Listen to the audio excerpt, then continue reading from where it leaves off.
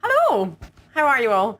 How are you all this Monday evening? Sorry, I caught off guard because I was trying to get it up on my phone. I hope you're all well, and I hope you've had a lovely weekend and a nice start to the week. I hope you haven't got drenched today with all the rain. I've got drenched twice, but I'll not moan about that too much. I'm super excited this evening because we have the lovely Mary Cotter joining us, and we're going to be talking all things gut health. So fascinating topic, which I think is, there's so much to dig into. So I'm excited to have the expert in the room with us tonight.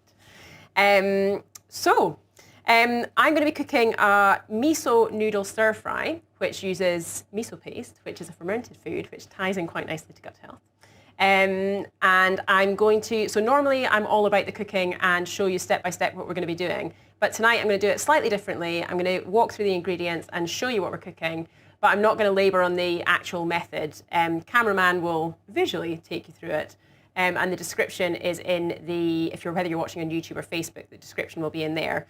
But I'm going to let Mary do most of the talking tonight because I think she's going to be the font of all the wisdom. So Mary, do you want to introduce yourself? Hi everyone, thanks Norma for having me here tonight. As Norma said, my name's Mary Cotter, I'm a nutritional therapist and I run a company called Stellar Health. So I mainly work one-to-one with people and I help people identify what's at the heart of their gut health issues quickly and effectively so they can find the freedom to love life again. Tonight we are talking all about gut health and IBS. If you have any questions around gut health or any niggles or digestive issues, be sure and pop your questions in the comments because I would be more than happy to answer those tonight. So yeah, keep them coming. Awesome. I'm excited because I've got lots of questions. Cool. So give us a wave if you're watching, whether you're on Facebook or YouTube. And if you're watching again on replay, give us a hashtag replay. So I know that you're watching and can come and answer any questions later on as well. Let's get down to it. I am going to give you a whistle-stop tour through the ingredients that we're going to be cooking with tonight to make this miso noodle stir fry. And then we're just going to get into it and start chatting all things gut health. So the best thing about this recipe is that you can, basically all of these ingredients are substitutable, which is always nice. For the miso sauce, which is kind of like the key part of this recipe, I think, we're going to be using organic white miso paste. We're going to be using maple syrup and water, and that's basically going to be the crux of the miso sauce for the noodles.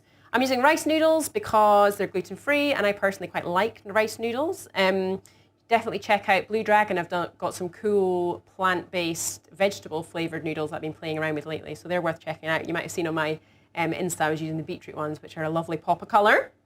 And then we've got just a whole load of vegetables basically for the stir fry. So we've got garlic, chilli, ginger, I've got some spring onions, and that will be kind of the base of the stir fry. I've then got some tender stem broccoli, sugar snap peas, baby corn, and portobello mushrooms. So that's a nice kind of variation of different textures and flavours in there. Just going to stir fry them together. And then we've also got tofu, which is kind of hiding in the corner here, which I'm going to marinate and bake, and that will be the kind of protein for the stir fry. I was going to use tempeh to kind of elevate the fermented food, but it turns out Mary's not actually a fan. So I'm going to go tofu, but you could use any protein for the top of your stir fry, whether it be tofu, tempeh, some beans, or if you're a meat eater, then some meat in there as well. So completely up to you. You can mix this around as much as you fancy, really. So if you've got any questions about any swaps or anything like that, then just pop them in the comments as well. Right, so I'm just going to clear the deck here and start off by baking the tofu, which if you've joined any of my cook-alongs in the past, you will know how to do this because I do it quite a lot. But meanwhile, let's get chatting. So first up, Mary, I think it'd be really useful if you could just give us a bit of a top line of why gut health is so important, because I feel like in the last sort of, 5-10 years, it feels like gut health has become the hot topic and everyone's talking about it. And, someone's at the door. What are the chances? We'll just ignore them. totally thrown me. Yeah, so in the past sort of 5 to 10 years, it feels like gut health has become a real hot topic, or maybe a trendy topic. I don't really know. What's your, like, could you give us a bit of a top line on gut health, and also whether you think it's like, yeah, it's become trendy, or whether there's more research come to the fore or something, or why do you think it has become so on trend? Not on trend, you know what I mean? Yeah, no, it has. Like, it really has become a bit more mainstream, and the media picks up on it a lot more now as well, which just helps with the awareness of it, I think. I suppose, first of all, like, what is gut health? Like, gut health, you know, it technically refers to, you know, the whole of the digestive system, but really when we talk about gut health, we're kind of zoning in on the large intestine, because in the large intestine, that's where the bulk of the bacteria, parasites, yeasts, and all their genetic material reside. So that's really what the scientists have been studying, and I guess partly why it's become such a huge topic of late is because the technology has grown and grown and grown, and we've moved away from relying on culturing bacteria in a petri dish in a lab, which, you know, takes time. It's sometimes unreliable. And we now have PCR technology, which means that scientists can much more quickly and easily measure and assess the genetic material of the bacteria.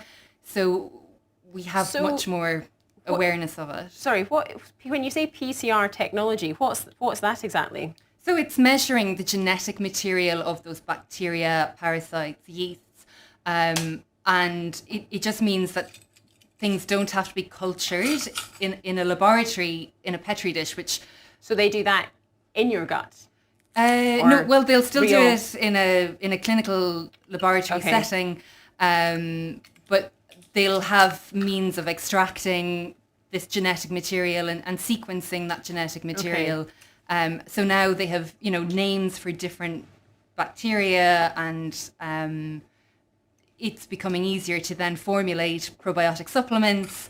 And the research, for example, on like the gut brain is kind of growing and growing, and scientists are hopefully one day going to be able to formulate a probiotic supplement that uses bacteria that they then know works on that gut brain axis. We're not quite there yet, but getting there, hopefully. And so gut brain, that's what you hear all the time, isn't that? That's totally the buzzword when it comes to your gut health, and everyone talks about your gut being your second brain. What's all that about? Because it seems they seem so unlinked. You know, your brain and your gut, they're not close to each other. But how are they linked? Like, what's that? So your gut has its own nervous system. It's called the enteric nervous system. It's got lots of nerves in there. And if you think, like, you know, of a time where you've got butterflies in your stomach, or you feel sick to your stomach, maybe before an exam or an important meeting, these are all, you know, examples of how that gut and brain communicate. So it's that enteric nervous system that they call the gut brain. So that's your second brain. Right. And then the gut and the brain, they communicate in two different ways. So one is along a nerve called the vagus nerve. So that's like your landline way of communication. And the other way the bacteria in your gut communicate with your brain is that the bacteria make neurotransmitters. So things like, you might have heard of the word serotonin, which is a happy hormone. Yeah. Your bacteria are making that. So, you know, a good 90% of serotonin is said to be made in the gut. And then they're sending these chemical messages back and forth between the gut and the brain. So it's that two-way communication that kind of makes up the gut-brain axis. Wow. So actually, it kind of all makes sense. Like, when you start talking about butterflies in your stomach and things like that, it suddenly does become, oh yeah, they are actually, you know, it is much more connected. It's kind of fascinating. Yeah, it's mind It really is, like, yeah. There's like a whole other world inside in your intestines that we're only kind of just learning much more about. And it can very easily get thrown out of balance because stress, you know, depletes bacteria, chronic illness, maybe you're on medication, partying, drinking, you know, what most of us, you know, when we were doing in our early 20s, all these things take their toll on the health of your gut over time. And it's a gradual effect. It's not like this, if you do have IBS or some sort of tummy discomfort, it's usually not just one thing, and it's not something that's just happened. It's kind of a journey, an accumulation of things that will have happened over years if we haven't been able to support our gut as well as we could. So it must be that must make your job really difficult, because if it's such an accumulation over time and so many different things factoring into it, how do you go about kind of pinpointing like what is causing the kind of upset or the abnormality in your gut when there could be so many different, like where do you start? But I think that's the luxury of working with a nutritionist, is that we have time to work together. So when I work with somebody one-to-one, we have 3 months together, and the first stage is usually collecting a detailed case history of your life and what might have happened along the way to throw things off balance. And then we can also utilize testing. So for example, in my clinic, I use comprehensive stool testing at the very start of the journey. So we can get a snapshot really of what's going on in your gut. Because often, like when people come, they say, oh, I've got bloating, or I've got constipation, or I've got, all sorts of issues going on.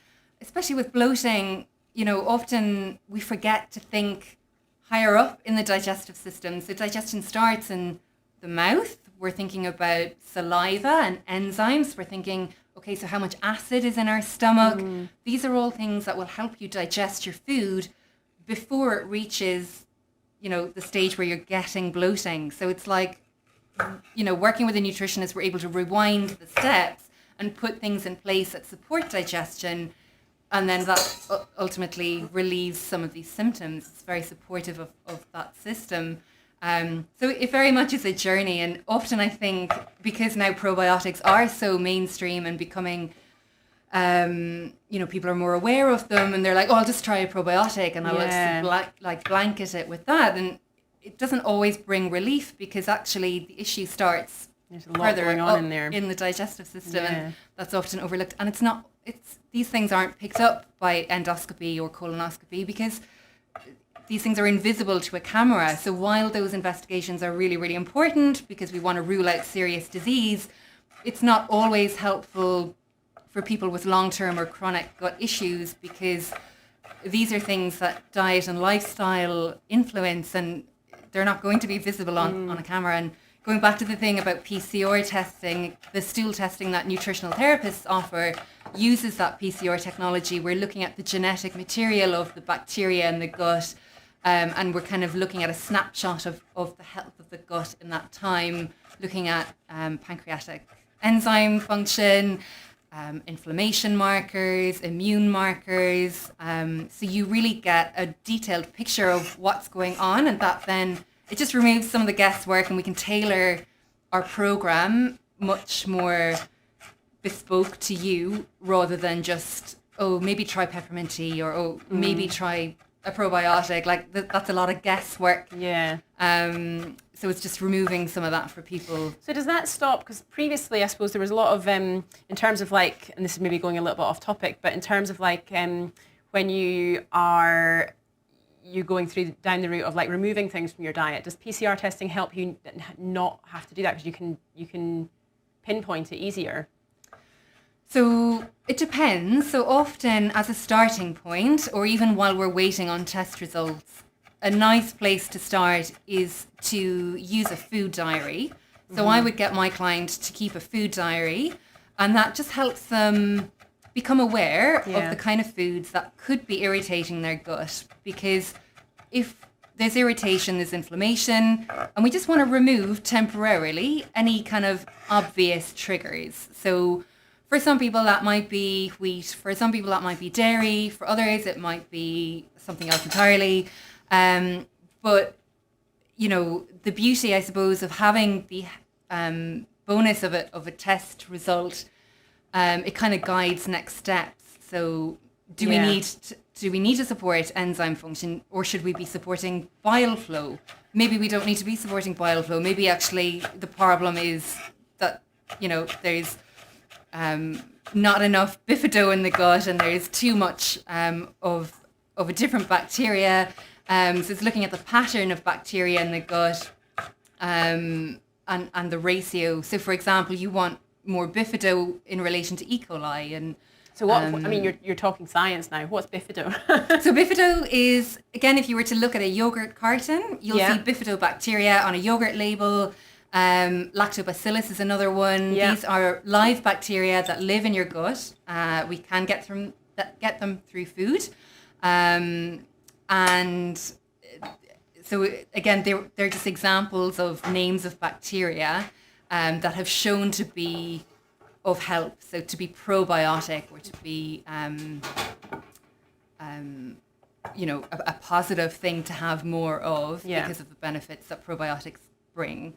So I suppose the role of probiotics, it's about regulating bowel health. It's about synthesizing vitamins and minerals. It's helping you absorb nutrients from your food.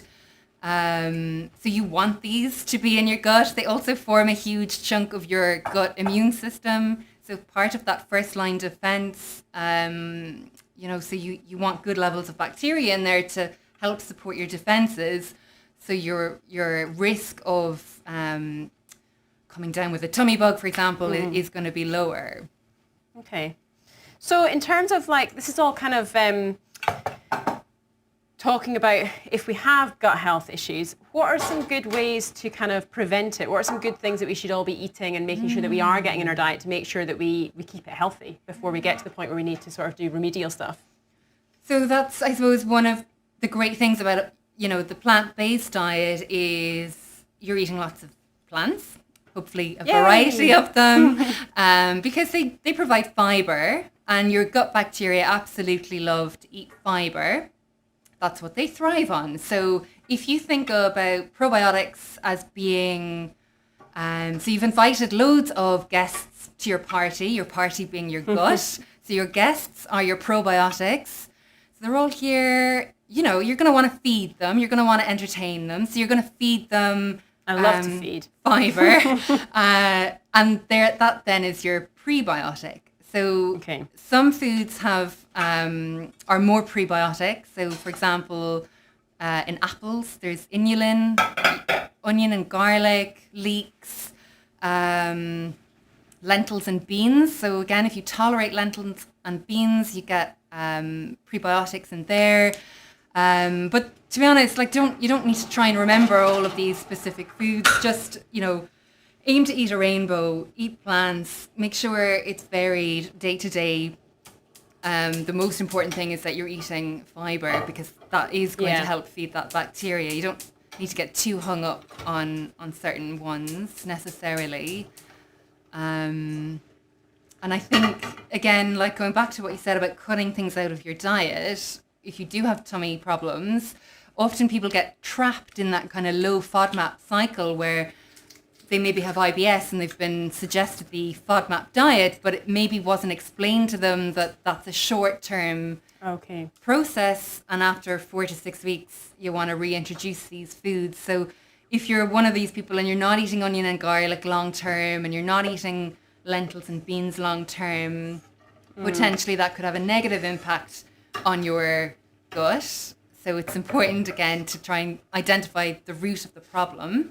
So actually a plant-based diet is really good for your gut health then, because all these things are kind of really key to getting everything you need in a plant-based diet. 100%, as long as you tolerate them. Okay. I'm just going to cut in there just to give you a bit of you've kind of been following visually what we've been doing, but I've got my tofu in the oven. So what we did with that was we just marinated the tofu in soy sauce, chipolte chili, and some crushed garlic. I pressed the tofu, chopped it up, put it in there to marinate, let it kind of absorb all that liquidy soy sauce spicy goodness, and then just chucked on some yellow corn flour and kind of let that kind of coat the tofu. So that gives it a lovely, nice, crispy coating and gives it all sorts of nice textures rather than it just being like soft and blah tofu, because I hate tofu like that. I've got some water boiling and I'm just going to put my noodles in there. And then here on the hob, I'm just sauteing some red chili, garlic, ginger and spring onions, and that's going to be the base or stir fry that, and then you can chuck some other lovely ingredients in. So that's where we're at. But yeah, I think, so that's kind of like the fiber side of things. But then, so how does the probiotics and prebiotics, this was a question actually that came in from someone. What are probiotics and what's the difference between probiotics and prebiotics, and why are they so important and which one's more important? So they're both important. Probiotic foods are mainly foods that are fermented. So fermented foods are foods that have been aged in the traditional manner. So like way long ago, when we didn't have fridge freezers, people had to find a way of preserving cabbage so that it didn't go off. And a way to do that is to ferment it. So you would massage sea salt into your cabbage. Make it sound so tasty. Right? Delicious. So that then produces like a lactic acid or kind of a vinegary liquid, which the cabbage then is stored underneath this liquid in a jar. And what happens during that time is that the bacteria that's on the cabbage from when it was growing in a field, they've got a bit of time. So they're now eating some of the fiber in the cabbage. They're releasing a lot more of the vitamins and minerals. So for example, if you were making sauerkraut, which is fermented cabbage, the vitamin C content in that sauerkraut is said to be much higher than a cabbage because the probiotic bacteria have released more of it from within the fiber. So it's not just about the so fermented foods isn't just about the probiotics and prebiotics. It actually increases the vitamin content as well. I didn't know that. It's fascinating. Like it increases the bioavailability of those vitamins, and that's great if you do have a little bit of a tummy problem, because again, you want to make it, these things more readily available to the body, so the body has to work a little bit less hard.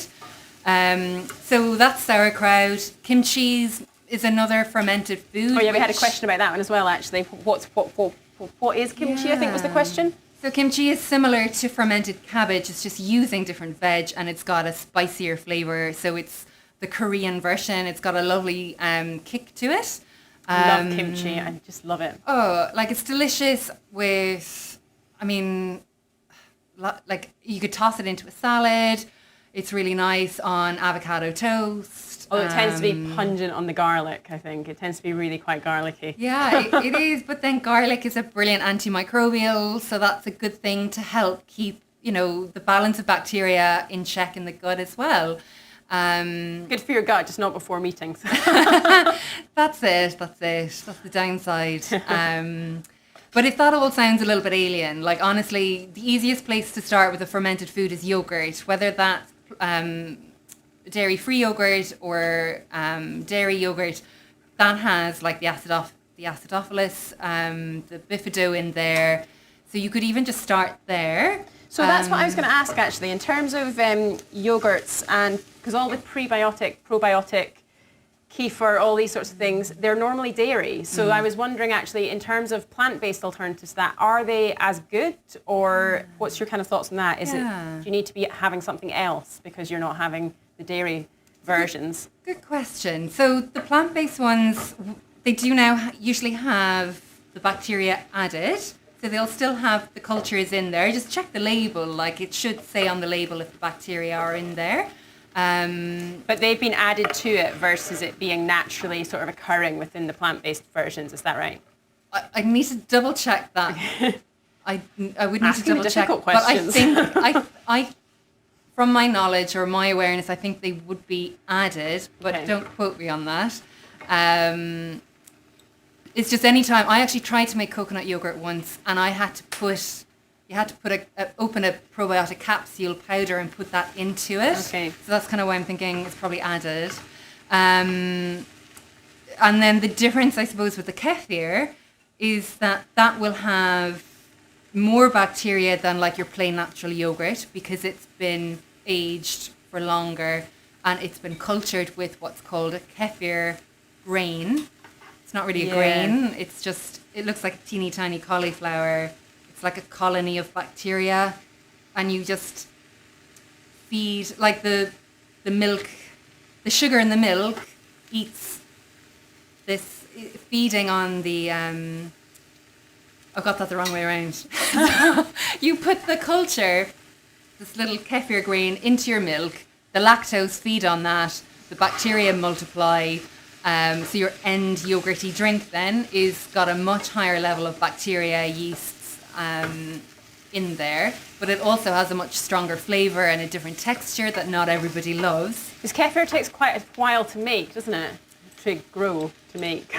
Once you get it going, you can do it every day. So you would just repeat every single day, and every morning you would just strain it, and you'll have a beautiful kefir that's much, much cheaper than buying it, and you've got control over the strength, and you can just make it how you like it. And the benefit of that also is the kefir grain kind of disintegrates as it grows, and it thickens the kefir.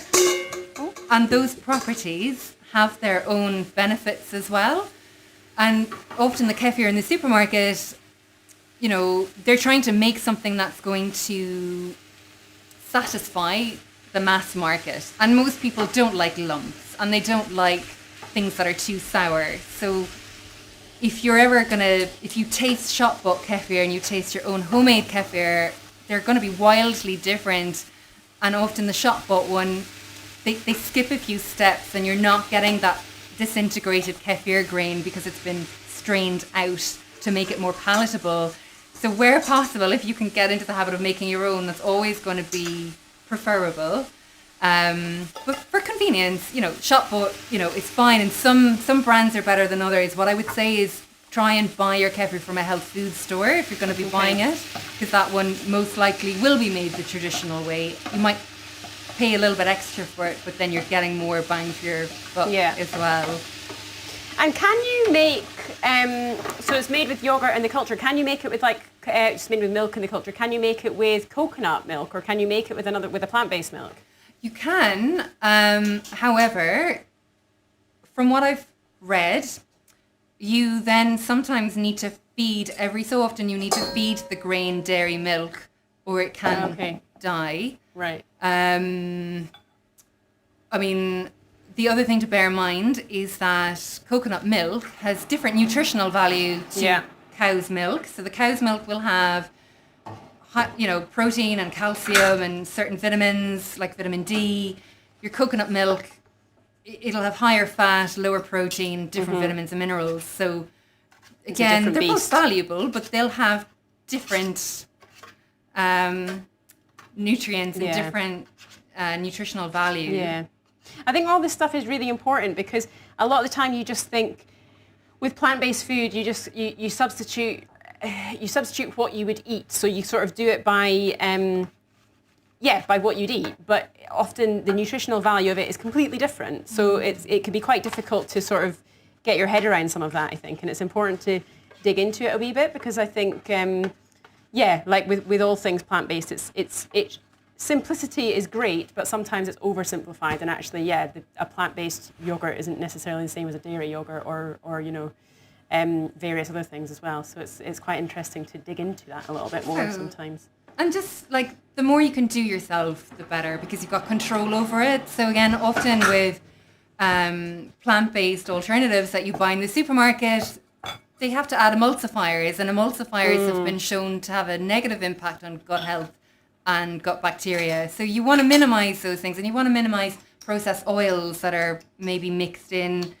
to create the same texture that the animal version would have given naturally. So it's just being a bit savvy with it, like being prepared, meal prepping, cooking from scratch. Like the more control you have over things, the better, the more natural.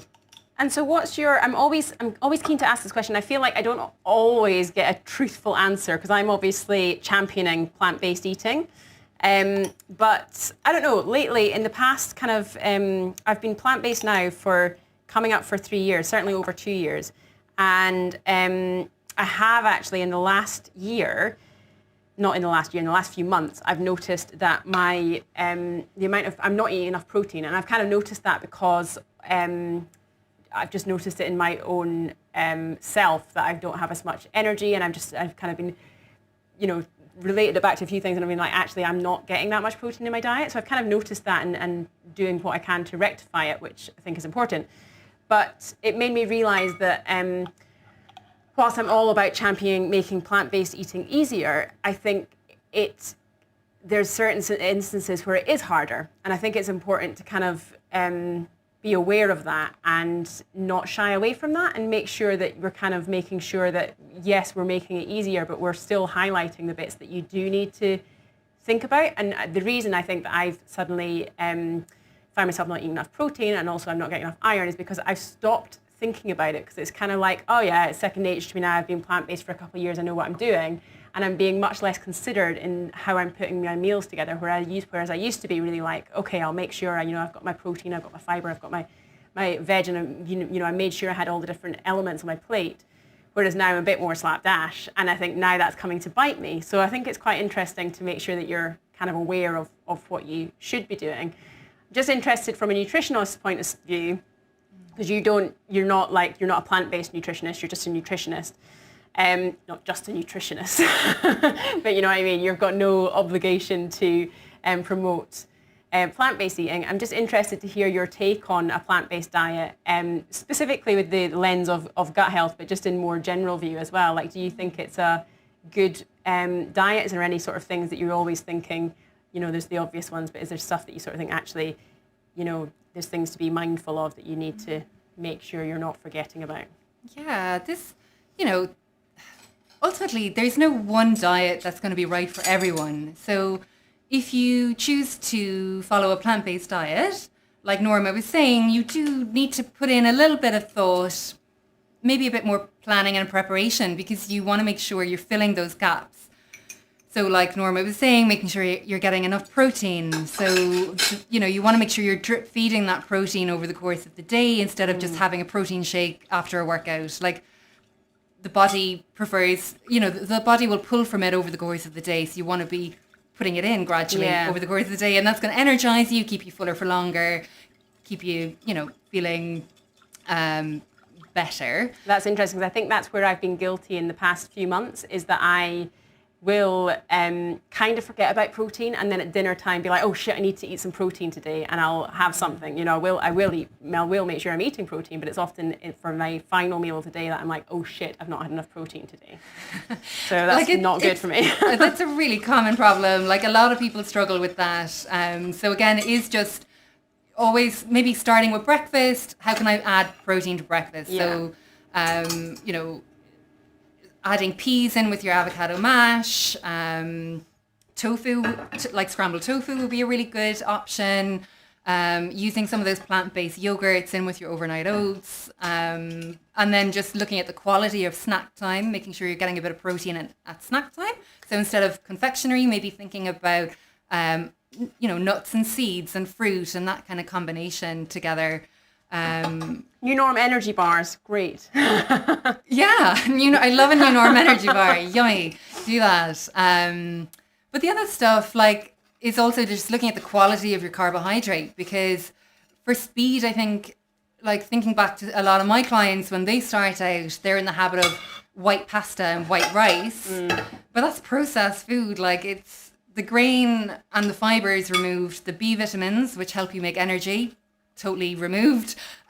You're basically just eating like a sugary, starchy molecule. So even if you just start by switching to brown rice, or maybe a brown rice pasta, even a lentil pasta would be higher protein.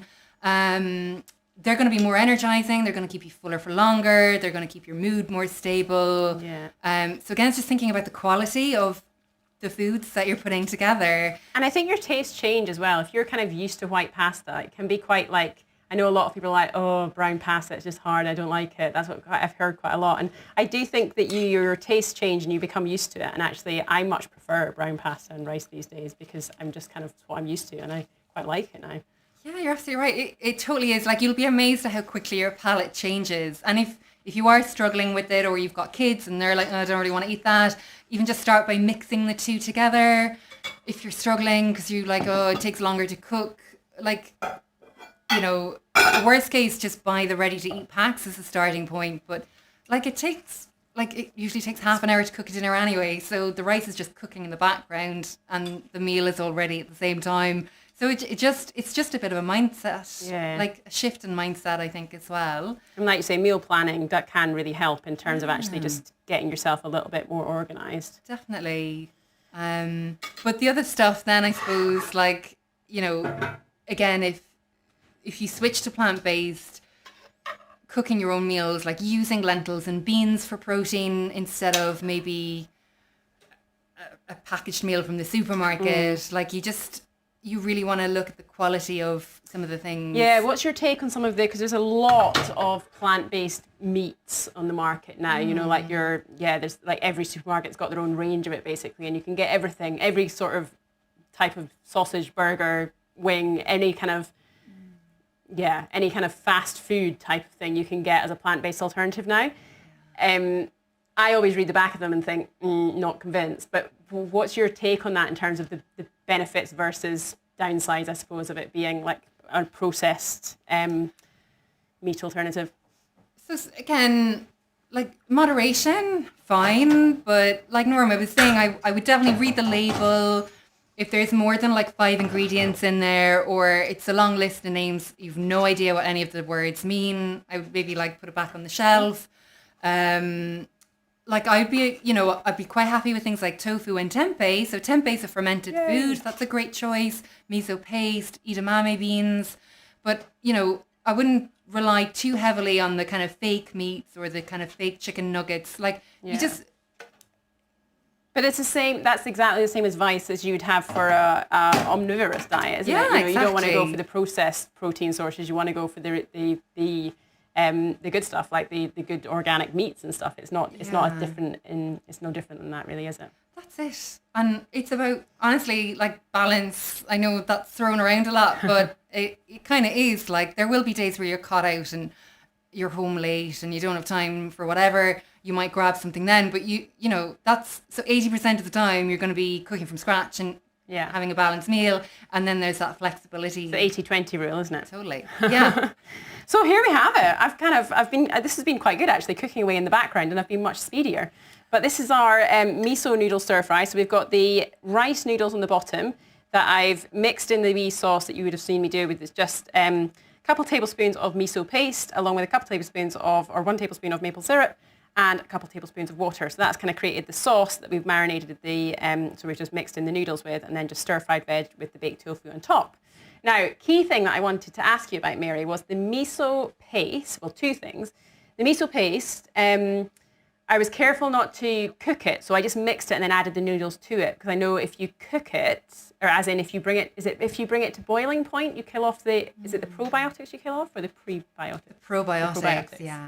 Yeah, and is that the case in all fermented foods? Because am I right in saying tempeh has probiotics and prebiotics, but you kill the probiotics when you're cooking tempeh as well? Is that right? They will be damaged with heat. So like with the miso, or if it was a miso soup, you would just stir it in at the end. Yeah. So turn the heat off and then stir it in, and just minimizing the damage to the bacteria. Okay.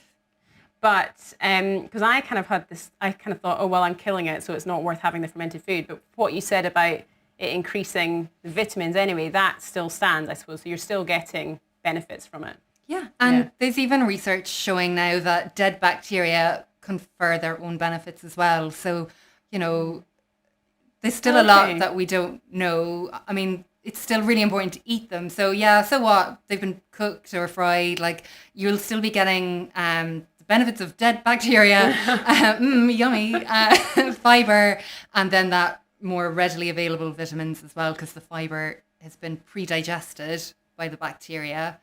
So brilliant. Fantastic. It's a funny old topic, isn't it, gut health, because it doesn't all sound all that appealing, does it, when you start talking about your gut health and then all the bacteria we need to eat. It's like, great. It's a bit freaky. Yeah, it's a bit freaky, definitely. But thanks for your wealth of knowledge on it. It's been really good because, God, there's so much to know. And it sounds like, it's actually, I love the fact that with all things nutrition, it just sounds like there's so much more being uncovered, because nutrition, it feels like, is being taken much more scientifically seriously, if that makes sense, than it ever has before. So it's great to sort of hear that these advances are kind of keep coming, because it is, it's so important. What we eat is who we are, really, isn't it? Definitely. And and it just, the importance just on how it makes you feel as well. Now that we know about that gut-brain connection, we want to, do what we can food and nutritionally to support our well-being. Yeah. Right, I'm going to go in for the kill. Taste this bad boy. It looks amazing. Smells, we've done it in sesame oil, and I love the smell of sesame oil when you're cooking, so that's smelling pretty good. Love how the tofu, you see how you break into the tofu like that? It's got lovely texture, versus if you don't bread it, it kind of has that, just this sort of samey texture. So I think it's got a nice smokiness from the chipolte chili as well, which is gorgeous. And a bit of our miso noodles, which I kind of let it get a bit sticky whilst we were talking. So with the noodles, you want to make sure that you keep them quite wet before you add the sauce. But miso sauce has this wonderful, almost umami flavor. So it's like, what do I mean by that? It's like a salty kind of depth of flavor, which I think is brilliant for cooking in plant-based recipes, because in those places where you're sort of maybe missing the complexity of flavor of meat, I feel like that kind of miso paste is really good for that. So if you're doing like skewers or something like that, you can kind of paste it on before you grill them. Actually, are we then killing our probiotics? It's a fine balance. You could then have a miso dipping sauce. Yes, there we go. And that would then replenish some of the It would be lovely in a satay. You could do like a ground nut satay and put some miso sauce in there. That'd be really nice. There we go. So lots of ways you can cook with it. The other thing I was going to ask, sorry, just before we go, I'm just genuinely interested in this. In terms of this meal, so I've put 2 tablespoons of miso paste or thereabouts into this. In terms of how much fermented food you want to get into your diet, what should you be aiming for? Is there kind of a great question? It's really important, actually, if you are new to fermented foods, just start really slowly, because they are quite strong. So for some people, initially, you might get a bit windier or a bit more, bloated, but that should just pass and you'll be totally fine. You can gradually build up. If you have any gut issues or IBS, you would want to start even slower. So even if it's just like a mouthful, so you might have like a mouthful of coconut kefir or a forkful of sauerkraut, and just see how your gut responds. And then gradually, you want to have some kind of every few days, if not every day, a little bit. But just a little bit every day. You don't need to be going to town and making sure, Totally. Cool. All right. Well, I'm on it. I'm going to be getting more fermented food into my diet, and I hope we've inspired you to do the same. Thanks very much, everyone, for watching. You'll be able to watch it back anytime as well. It's on our YouTube channel on New Norm YouTube channel, which the link is in my bio on Instagram for that. In case you're not already following me, please subscribe. It's brand new, so please head on over there and check us out. And it's also on Facebook as well, so you can check it out there as well. Next week, we're going to be going live, potentially going to try it at a different time. Might do Tuesday evening next week. I'll keep you posted on that. And I'm actually not going to be cooking next week. I'm going to be chatting to you about iron, because I've recently found out that I've got an iron deficiency. So I'm going to be giving you a bit of a up close and personal chat about iron. So if you can join me, I'd love to have you there, and I can't wait to see you soon. Thanks very much for watching, guys. Bye.